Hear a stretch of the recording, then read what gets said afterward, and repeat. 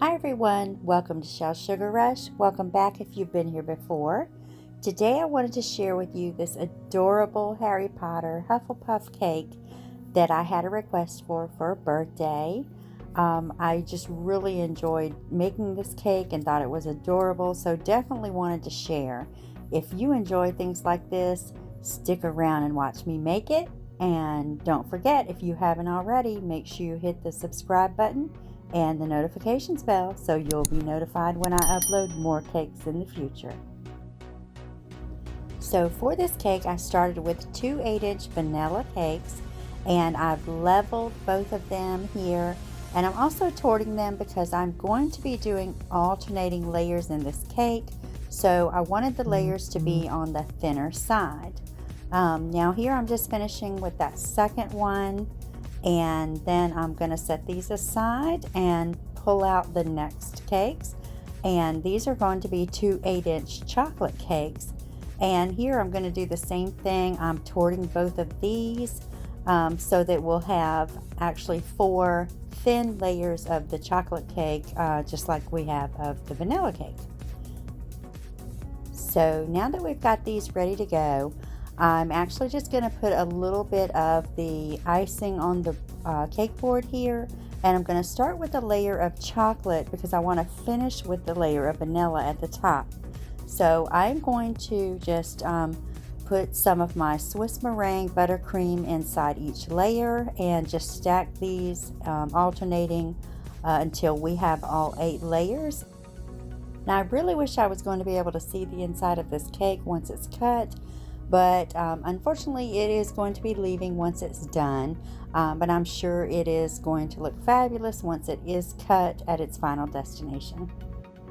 So here I'm just finishing up the layers, and that of course final layer, I always like to flip it upside down to have that flat bottom on top, and I'm just going to give it a nice little crumb coat here with the Swiss meringue buttercream, and then I am actually going to take a bubble tea straw and just put down the center of this cake. Just because of the height, I wanted to give it that extra support. So I'm going to pop this in, and then we'll pop it in the fridge and let it chill for a bit and start working on some decor.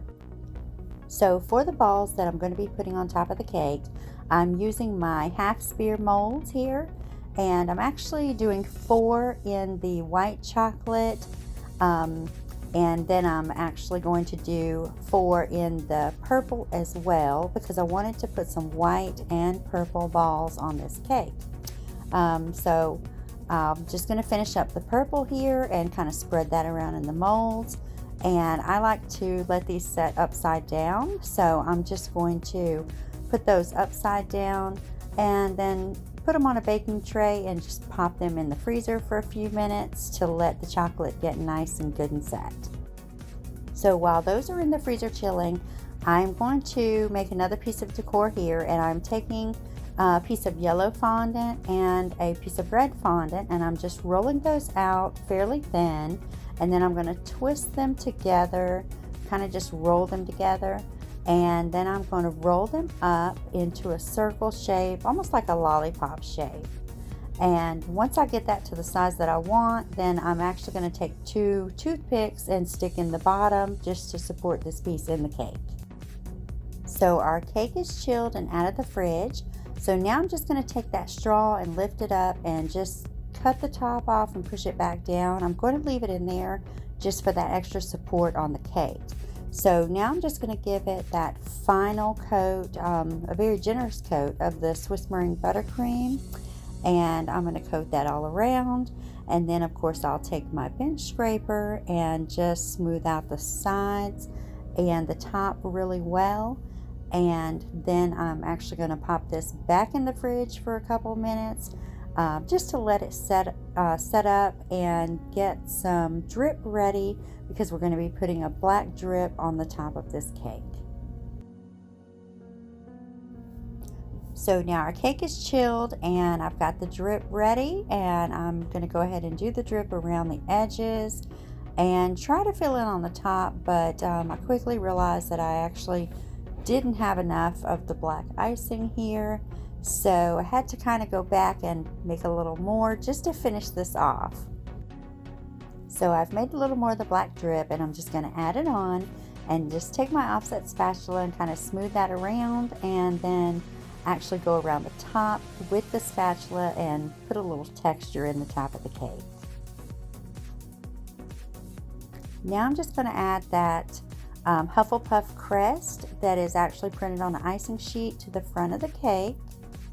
And now I'm actually going to take some yellow buttercream and just add some decor onto the top of the cake with yellow buttercream. And this is going to be kind of my support area for some of the things that I've made to go on top. So here I'm going to add a wand that I made out of fondant, and I'm just going to lay that across one side, and I'm going to go ahead and add those purple and white spears that I made for the top of the cake as well. Also, I'm going to go ahead and place the yellow and red piece of decor on the top, and that will finish off the top of the cake. And now I'm going to go ahead and make some gold letters for the birthday message that's going to go on the cake board. I chose the gold because of the colors on the cake, and I just thought that the birthday message being in gold would kind of really stand out well on the cake board around the cake. Now I'm also going to use a little gold dust and just dust these letters to give them that extra luster and pop, and then I'll attach them to the cake board with a little bit of piping gel just to secure them in place. And for the finishing touches on the cake, I'm also going to add a Nerds rope down the right side of the cake, and also sprinkle the top with some extra Nerds candy. Be sure to let me know what you think about the cake in the comments. I love hearing from everyone. So here's our finished cake, and if you enjoyed the video, make sure you give it a thumbs up. And don't forget, if you haven't already, make sure you hit the subscribe button and the notifications bell so you'll be notified when I upload more cakes in the future. Thank you so much for your support, and I'll see you next time.